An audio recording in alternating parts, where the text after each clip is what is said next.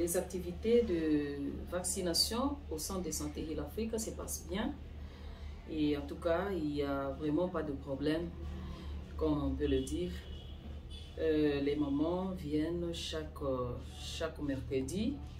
Le plus souvent le mercredi, comme c'est là que c'est en ce jour qu'est étendue notre vaccination.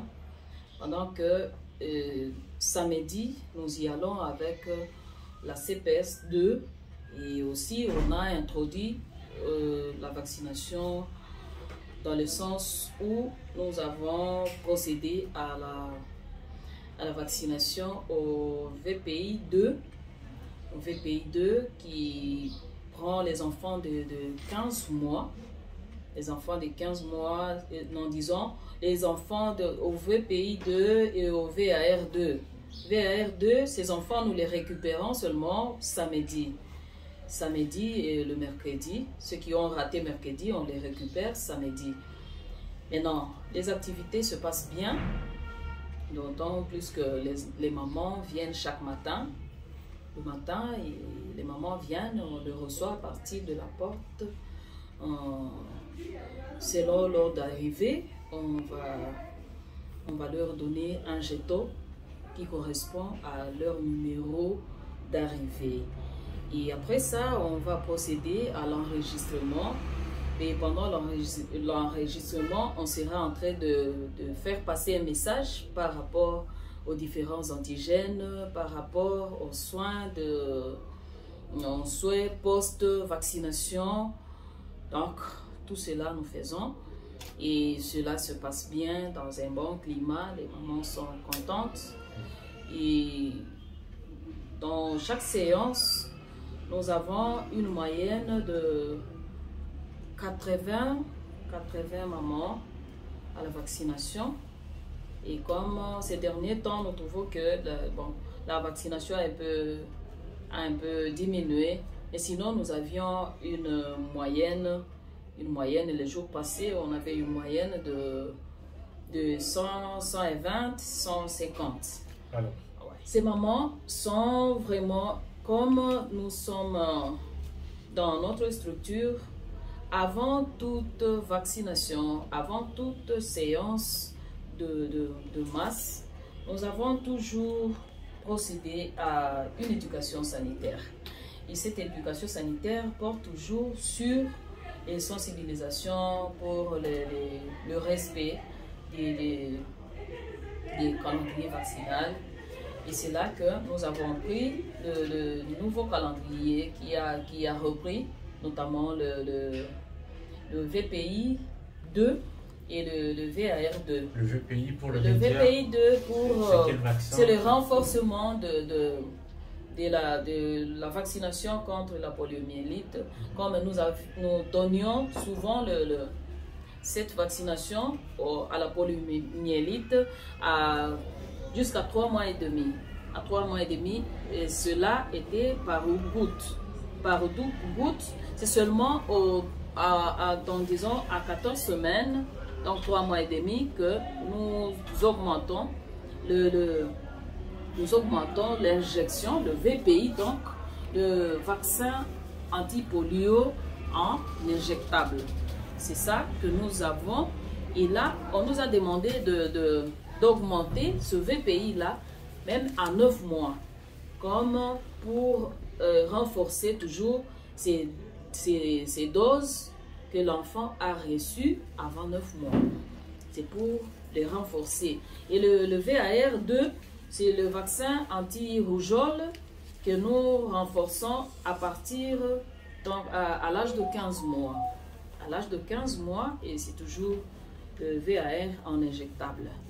Alors, les mamans sont sensibilisées pour ça. Chaque jour, on en parle.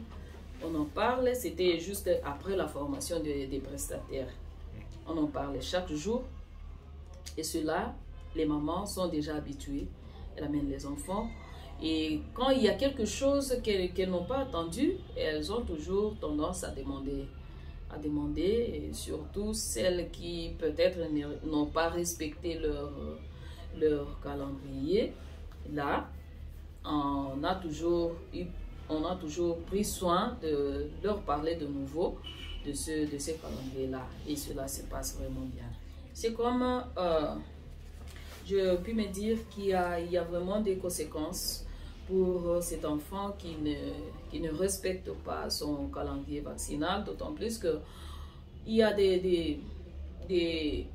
donc, tel que établi le calendrier vaccinal, un enfant doit être vacciné disons, le BCG que nous demandons que l'enfant reçoive dans les 14 jours après la naissance. Et si l'enfant, du moins, n'a pas respecté ces 14 jours, il est exposé automatiquement à toute tuberculose éventuelle qui puisse se présenter.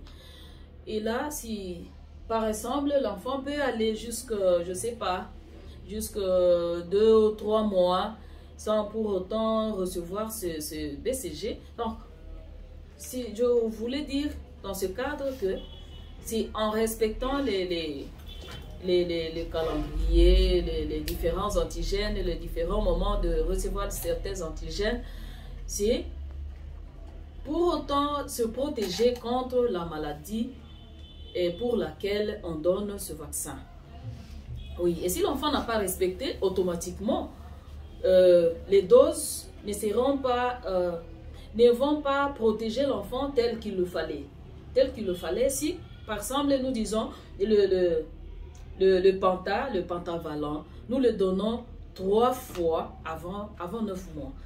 On le donne à 6 semaines. On va encore reprendre après 4 semaines, donc à 10 semaines. Et encore après 4 semaines, ce sera à 14 semaines. Et si l'enfant vient et qu'il prend pentavalent à 6 semaines, il vient encore je ne sais pas, à 16 semaines. Cet enfant a carrément respecté les antigènes tels qu'il le fallait et il a respecté aussi les rendez-vous, les moments de prise de ces antigènes. Je peux pas me dire qu'il y a eu vraiment des accidents, si je peux le dire, mortels ou comment.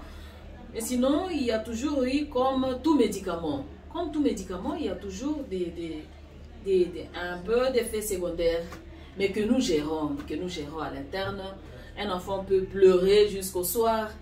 Un enfant, surtout que les vaccins réagissent à un organisme d'une manière différente d'un organisme à un autre. Alors, il y a des enfants qui viennent, on va leur donner le même antigène, mais celui-ci va réagir d'une autre façon et l'autre va réagir de sa façon.